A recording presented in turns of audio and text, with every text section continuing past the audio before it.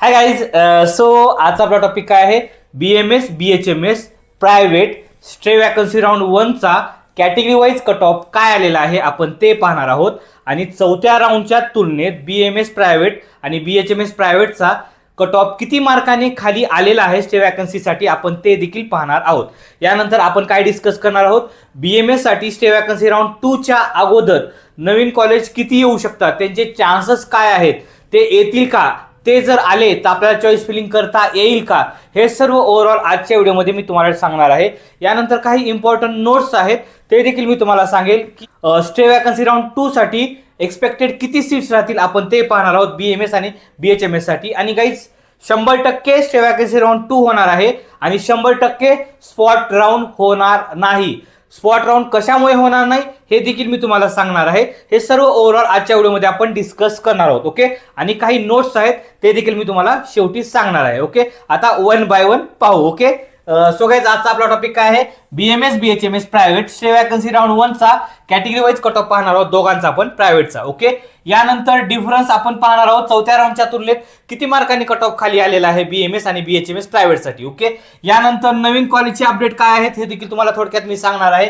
यानंतर stay vacancy round 2 होणार, 100% stay vacancy round 2 होणार, पण स्पॉट राऊंड 100% होणार नाही. रिझन काय आहेत, कारणे काय आहेत स्पॉट राऊंड न होण्याचे, हे सर्व आजच्या व्हिडिओमध्ये आपण स्टेप बाय स्टेप डिस्कस करणार आहोत. आलं लक्षात? आता वन बाय वन पहा. ओके.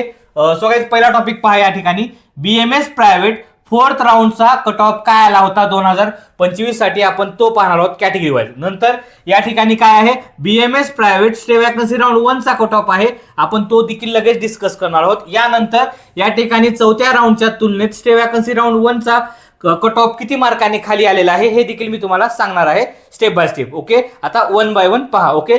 सो गाइस या ठिकाणी पहा ओपन साठी 289 चौथ्या राऊंडचा कट ऑफ आला होता, तर आता 284 कट ऑफ आलेला आहे.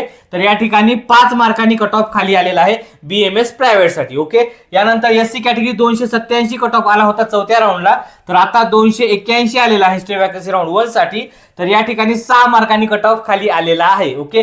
यानंतर ST कॅटेगरी 238 एवढा कट ऑफ आला होता चौथ्या राऊंडला, तर आता 236 हा कट ऑफ आलेला आहे stay vacancy round 1 BMS private साठी. तर या ठिकाणी 2 मार्कांनी कट ऑफ खाली आलेला आहे. यानंतर विजय कॅटेगरी 286 हा कट ऑफ चौथ्या राऊंडला आला होता, तर आता 281 हा कट ऑफ आलेला आहे. तर या ठिकाणी 5 मार्कांनी कट ऑफ खाली आलेला आहे. ओके. यानंतर NT1 286 हा कट ऑफ आला होता चौथ्या राऊंड साठी, तर 279 आता कट ऑफ आलेला आहे. तर या ठिकाणी 7 मार्कांनी कट ऑफ खाली आलेला आहे NT1 च्या मुलींसाठी. ओके. यानंतर NT2 287 हा पहिल्या राऊंडचा कट ऑफ चौथ्या राऊंडचा कट ऑफ आला होता आणि 284 हा आता आपला स्टे वॅकन्सी राऊंड 1 चा कट ऑफ आलेला आहे. या ठिकाणी 3 मार्कांनी कट ऑफ खाली आलेला आहे. ओके. यानंतर NT3 287 कट ऑफ आला होता, 284 सेम कट ऑफ आलेला आहे NT3 पण साठी आणि 3 मार्कांनी कट ऑफ खाली आलेला आहे. ओके.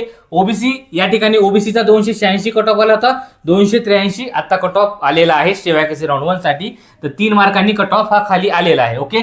यानंतर SCBC कॅटेगरी 283 चौथ्या राऊंडचा कट ऑफ आला होता, तर आता 280 पर्यंत हा कट ऑफ आलेला आहे आणि 3 मार्कांनी कट ऑफ खाली आलेला आहे. लक्षात? आता आपण काय पाहिलेलं गाईज BMS प्रायव्हेट साठी स्टे वॅकन्सी राऊंड 1 चा कट ऑफ कॅटेगरी वाईज काय आलेला आहे आपण तो पाहिलेला आहे आणि तो कट ऑफ आपण चौथ्या राऊंड सोबत कम्पेअर केलेला आहे. चौथ्या राऊंडच्या तुलनेत स्टे वॅकन्सी राऊंड 1 ला कट ऑफ किती मार्कांनी खाली आलेला आहे आपण ते डिस्कस केलेलं आहे. ओके. सो गाइस यानंतर दुसरा टॉपिक आहे BHMS प्रायव्हेट फोर्थ राऊंडचा कट ऑफ काय आला आहे आपण तो पाहणार आहोत. यानंतर BHMS private stay vacancy round 1 चा कॅटेगरी वाईज कट ऑफ काय आलेला आहे 2025 साठी आपण ते देखील पाहणार आहोत. आणि चौथ्या राऊंडच्या तुलनेत स्टे वॅकन्सी राऊंड 1 ला किती मार्कांनी कट ऑफ खाली आलेला आहे BHMS प्रायव्हेट साठी हे देखील मी तुम्हाला सांगणार आहे. ओके.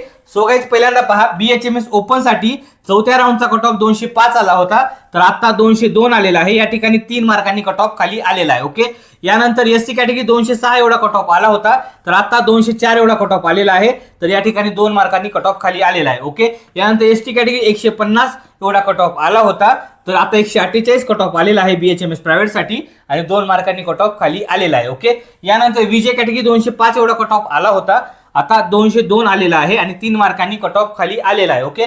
यानंतर NT1 कॅटेगरी 225 एवढा कट ऑफ आला होता, पण 190 कट ऑफ आलेला आहे. या ठिकाणी 35 मार्कांनी कट ऑफ खाली आलेला आहे चौथ्या राऊंडच्या तुलनेत स्टे वॅकन्सी राऊंड 1 ला BHMS प्रायव्हेट साठी. ओके, सो गाइस यानंतर NT2 बघा 219 कट ऑफ आला होता, तर आता 201 कट ऑफ आलेला आहे आणि 18 मार्कांनी कट ऑफ खाली आलेला आहे. ओके, यानंतर NT3 217 मार्काला विद्यार्थ्याला BHMS कॉलेज भेटलेलं आहे, तर आता 201 मार्काला विद्यार्थ्याला कॉलेज भेटलेलं आहे, तर 16 मार्कांनी कट ऑफ हा खाली आलेला आहे. ओके, यानंतर OBC 204 मार्काला चौथ्या राऊंडला कॉलेज अलॉट झालं होतं, तर आता 201 मार्काला भेटलेलं आहे, तर या ठिकाणी देखील 3 मार्कांनी कट ऑफ खाली आलेला आहे. ओके, यानंतर SCBC 195 एवढा कट ऑफ आला होता चौथ्या राऊंडचा, आता 174 मार्काचा विद्यार्थी लागलेला आहे BHMS प्रायव्हेट साठी, तर या ठिकाणी 21 मार्काचा फरक पडलेला आहे. लक्षात. सो गाइस आता आपण काय डिस्कस केलेलं आहे, BHMS प्रायव्हेट साठी स्टे वॅकन्सी राऊंड 1 ला काय कट ऑफ आला होता आपण ते पाहिलेलं आहे आणि तो कट ऑफ आपण चौथ्या राऊंड सोबत कम्पेअर केलेला आहे,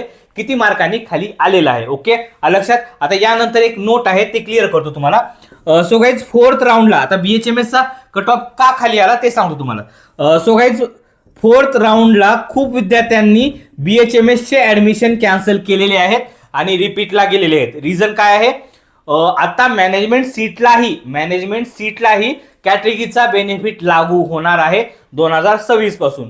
तर तुम्हाला मी नेक्स्ट व्हिडिओमध्ये क्लिअर करेल एक्झॅक्टली तो काय आहे.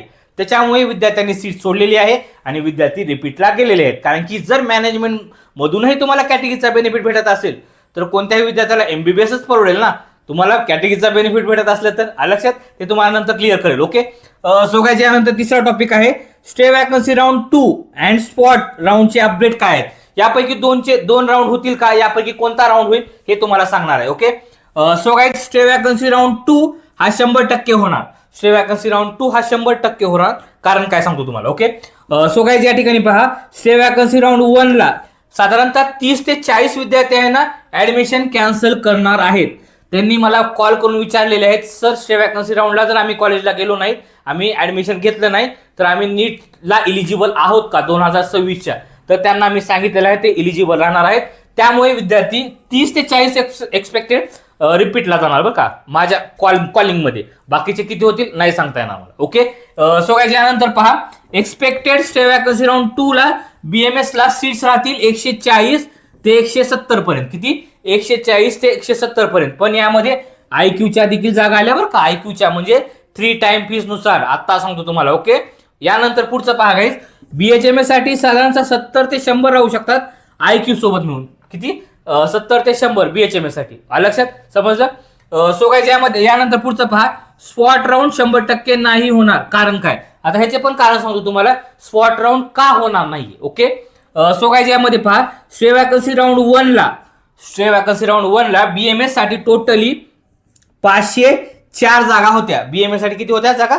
504 जागा होत्या प्रायव्हेट साठी. ओके, सो या ठिकाणी पहा 341 ज्या जागा होत्या त्या मेरिट बेसवरती झाल्या. किती? 341 मेरिट बेसवरच्या जागा होत्या. आणि IQच्या जागा किती होत्या?